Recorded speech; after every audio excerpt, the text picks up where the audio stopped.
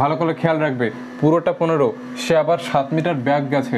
এরপর 6 metre, 6 metre পূর্ব দিকে, দেখো এখানে সে আছে কোন দিকে মুখ করে, উত্তর দিকে।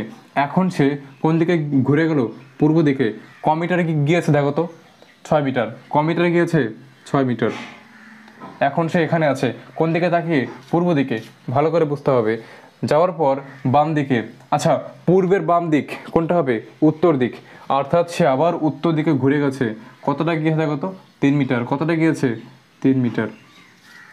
একটা জিনিস কল্পনা করো, তারপরে সে দেখো, তারপরে সব শেষে পশ্চিম দিকে, সে এখন কোন দিকে মুখ করে আছে, উত্তর দিকে।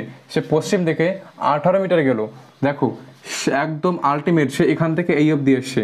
দেখো এই অবধি 12 মিটার এসছে, এই অবধি ক মিটার এসছে, 7 মিটার। 7 না 6, ক মিটার, এই উপরে 6 মিটার। তাহলে মোট কত এসছে, মোট এসছে 8।